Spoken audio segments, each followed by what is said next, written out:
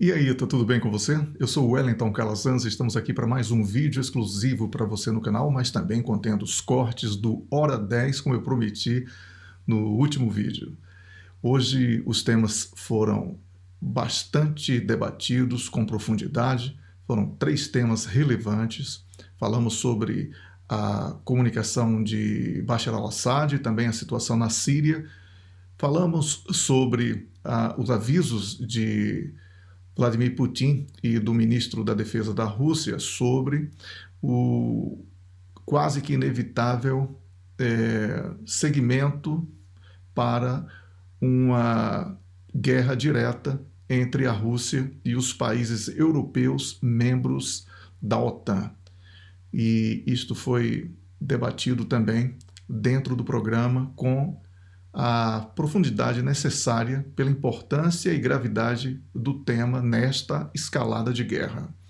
O terceiro tema foi o processo que a União Europeia entrou na justiça em Bruxelas contra o Reino Unido por causa do descumprimento dos acordos do Brexit. E isto jogou por terra toda a estratégia do atual primeiro-ministro britânico na tentativa de uma reaproximação com a União Europeia. Esses foram os temas comentados e, obviamente, você terá muitas informações que não estão sendo difundidas na imprensa de língua portuguesa. Então, recomendo que você assista com bastante atenção aos cortes do Hora 10 e antes de apresentar, eu gostaria de pedir a você que curta, comente, compartilhe e quem pode, contribui com um Pix para que nós possamos fortalecer o nosso trabalho aqui no canal, tá bom? Vamos assistir.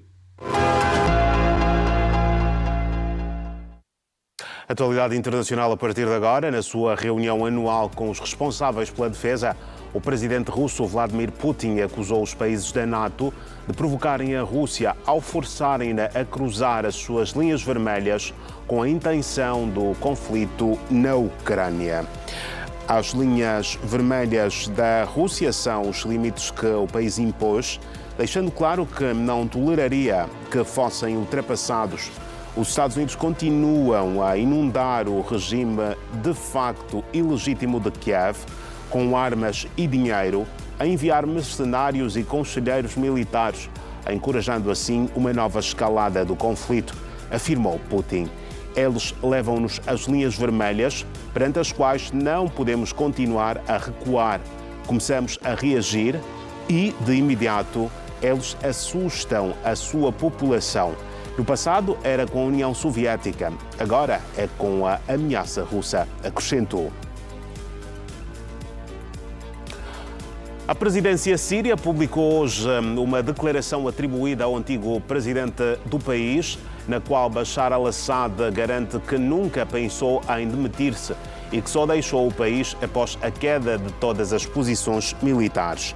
Esta foi a primeira declaração pública do presidente sírio, após a queda do governo em Damasco, transmitida através da página do Facebook da presidência do país.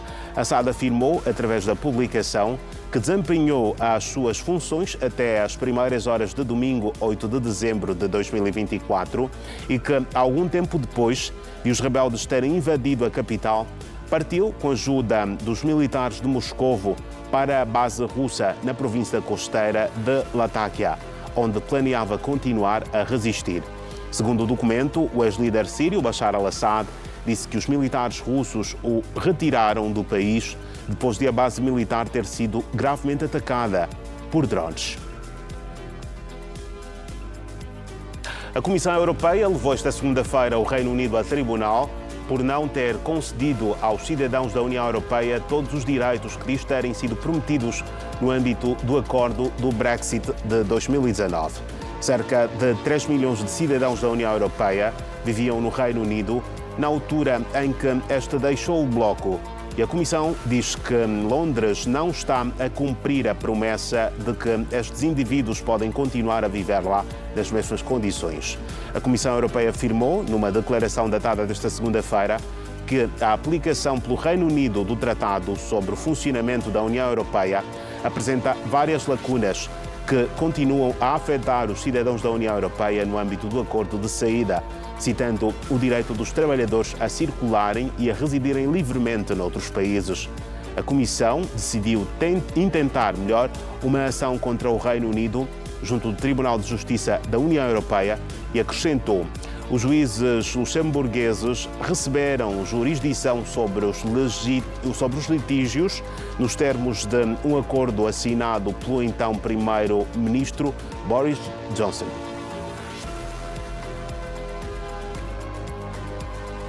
E são notas de atualidade a serem analisadas já a seguir pelo Luís Agostinho e ao Wellington Calazans.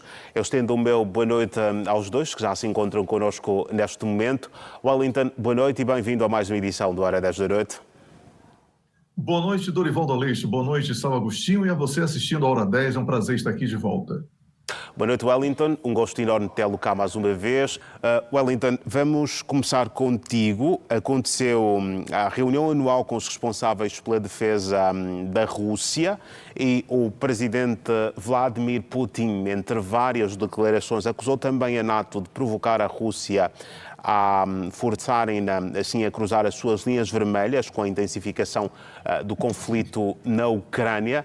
Mais do que estas declarações de Putin, quais são as principais notas que podemos aqui fazer deste pronunciamento de Putin durante esta reunião? Pois é, Dorivaldo, o ministro da Defesa da Rússia, Andrei Bolozov, declarou que a Rússia deve se preparar para um possível confronto com a NATO na Europa nos próximos anos, citando a cúpula da NATO em julho e as doutrinas militares dos Estados Unidos como evidências desta necessidade. De acordo com o ministro russo, foram mencionadas também mudanças e reformas necessárias para se preparar para os futuros conflitos militares, destacando aí planos dos Estados Unidos para modernizar suas forças nucleares e a presença de uma base de defesa antimísseis na Polônia.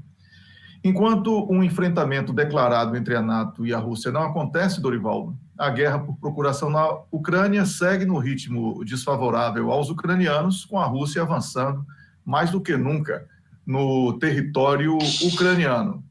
E Putin, por sua vez, como você mencionou, ele afirmou neste encontro que o grande momento de voluntários no serviço militar favorece a Rússia na guerra da Ucrânia, onde as tropas russas têm mostrado avanços significativos. Ele acusou realmente o Ocidente de pressionar a Rússia em relação às suas linhas vermelhas e falou sobre a preocupação russa com o desenvolvimento de mísseis pelos Estados Unidos, né, reforçando a opinião do ministro da Defesa da Rússia. E Putin também mencionou que a Rússia suspenderia suas próprias restrições ao posicionamento de mísseis se os Estados Unidos da América decidissem fazê-lo. Então, há aí uma tensão, mas ao mesmo tempo uma tentativa de que uma porta para o diálogo não seja fechada, porque esta é a última fronteira da chamada linha vermelha, Dorivaldo. Se houver um ataque direto contra a Rússia, aí conheceremos a lamentável hecatombe que tanto temos temido ao longo desses 3 anos. Certo. Wellington, Putin também diz que há pelo menos 1000 pessoas a juntarem-se ao exército russo a cada dia. É uma das revelações que acabou por fazer durante este pronunciamento. Isto deverá ser motivo de alguma preocupação ou nem por isso? Não, pelo contrário, né? Ele tem aí uma adesão, né? Ele tem uma adesão, coisa que não está acontecendo, por exemplo, do lado ucraniano, que são pessoas que estão sendo arrastadas nas ruas para que possam ser atiradas no campo de batalha com pouco ou nenhum tipo de preparo para o enfrentamento de uma guerra. Ainda que a Rússia insista em chamar estrategicamente de operação militar especial, sabemos que no campo de batalha estamos falando de uma guerra. E esse voluntarismo russo, né, tem sido motivo de grande orgulho das Forças Armadas da Rússia, porque é tudo que o serviço militar numa guerra precisa, é que o povo esteja engajado com a causa. E por isso eu vejo, Dorivaldo, como um grande trunfo da Rússia, porque pesquisas aqui da Europa, e também, quando eu falo pesquisa, eu falo sobre inquérito de opinião pública, como falamos em Angola, não é? E também nos Estados Unidos da América, apenas como exemplo, eles apontam que a juventude não quer a prestação do serviço militar, não quer o alistamento militar. Então, é uma questão aí de ordem inversa em relação aos russos, e por isso eu vejo que o Vladimir Putin citou isto com orgulho. Certo. Era, na verdade, uma preocupação, questionando de forma completa para a parte contrária, mas a resposta já acabou também por nos contextualizar aqui, Wellington. Muito obrigado. Wellington, são as impressões do ISAL. Queremos agora também aqui perceber com que interpretações é que ficaste desta declaração. A primeira impressão, Dorivaldo, é de que aquela teoria que surgiu imediatamente após a queda do Bashar al-Assad na Síria, de que ele teria sido traído pela Rússia, ela cai por terra, né? Na medida em que, primeiro, ele está exilado na Rússia com a sua família. Em segundo lugar, ele, pela declaração e considerando que tenha sido realmente ele quem publicou aquele manifesto ali, ele foi salvo pelos russos, não é? Que, enquanto ele tentava lutar, mas o seu exército não ofereceu resistência aos grupos rebeldes que acabaram por tomar o poder. Então, vejo que esta carta, eu vejo da mesma maneira que o Isao Agostinho, ela é uma preparação, porque ele não hostilizou ninguém, ele não acusou praticamente ninguém, não usou adjetivos danosos, obviamente que em um momento ou outro teve que fazê-lo porque ele sempre foi um líder, né? E não quer perder esse espírito, essa imagem de líder que ele possui.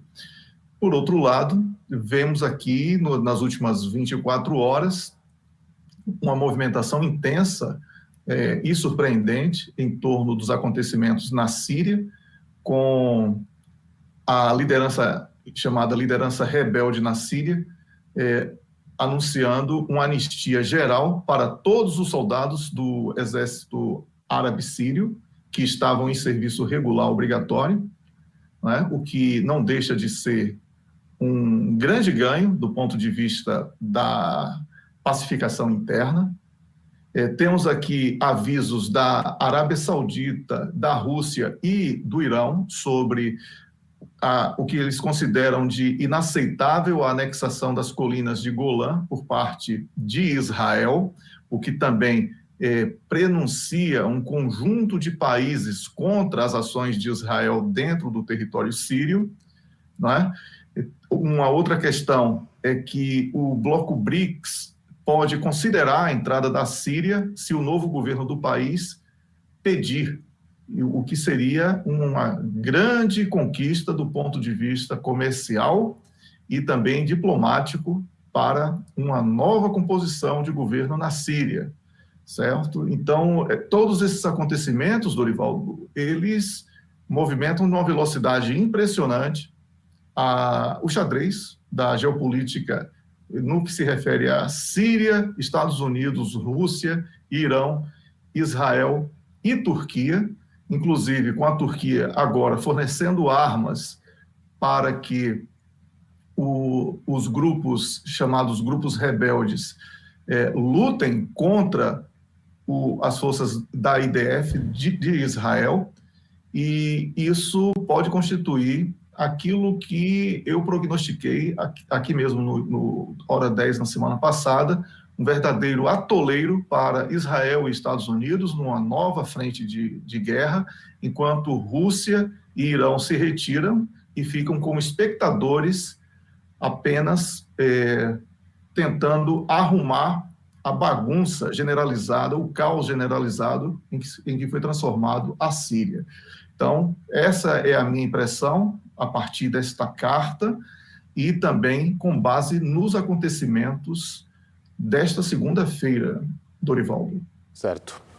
Wellington, é contigo que continuamos. Vamos aqui para Bruxelas falar sobre a Comissão Europeia que levou esta segunda-feira o Reino Unido a tribunal por não ter concedido aos cidadãos da União Europeia todos os direitos que dizem terem sido prometidos no âmbito do acordo Brexit, isto em 2019.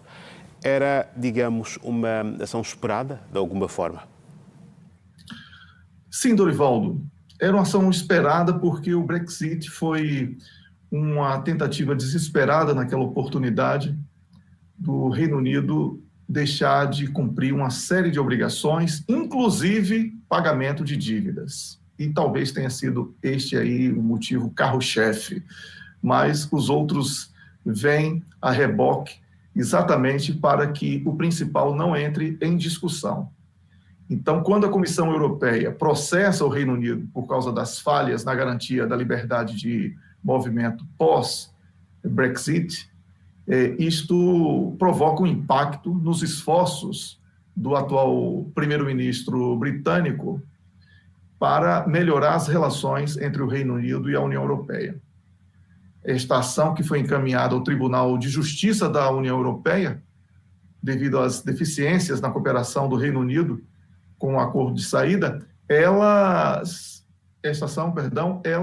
acaba por macular toda uma estratégia do atual primeiro-ministro de tentar fazer com que houvesse uma reaproximação entre o Reino Unido e o Bloco Comum Europeu, inclusive suscitando a possibilidade da reintegração, né, do Reino Unido. Isso ventilou bastante na imprensa aqui da Europa, a reintegração do Reino Unido ao Bloco Comum Europeu. Então, a partir desse processo e com o Reino Unido recorrendo a um tribunal superior, então há uma briga na justiça consumada e essa situação fica extremamente delicada na relação entre o Bloco Comum Europeu e também o Reino Unido. É importante dizer que a alternativa para vários acordos bilaterais entre o Reino Unido e os países individuais da União Europeia poderiam oferecer uma solução mais realística, especialmente para nações com laços migratórios substanciais. Mas esta necessidade de definir em nome do grupo, ou seja, do Bloco Comum Europeu, dificultou muito toda essa negociação e, por isso, este incumprimento dos acordos e nenhuma previsão de solução nos próximos meses, pelo menos, Dorivaldo. Então, a situação fica um pouco delicada, porque muitas empresas europeias foram instaladas no Reino Unido e famílias mudaram para o Reino Unido e a situação dessas famílias e dessas empresas é uma situação extremamente vulnerável nesse momento. Vamos esperar que seja encontrada aí uma solução o mais rápido possível. Certo. Wellington, muito obrigado também extensivo a ti por mais uma presença aqui no Hora 10 da noite. Amanhã estaremos seguramente juntos novamente para analisarmos outros assuntos da atualidade internacional. Eu que agradeço a você, Dorivaldo, também ao colega São Agostinho e ao nosso público pela companhia. Um grande abraço e até amanhã. Obrigado. Até amanhã, Wellington.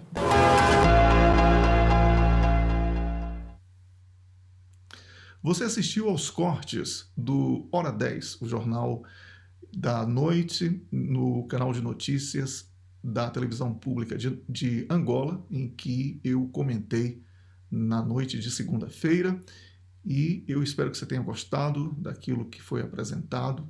E, mais uma vez, eu peço que você curta, comente, compartilhe os nossos conteúdos e também, quem pode, contribui com o Pix para que possamos fortalecer mais e mais o nosso canal. Eu agradeço a você pela companhia e prometo estar aqui amanhã com mais um vídeo. Um grande abraço e até amanhã.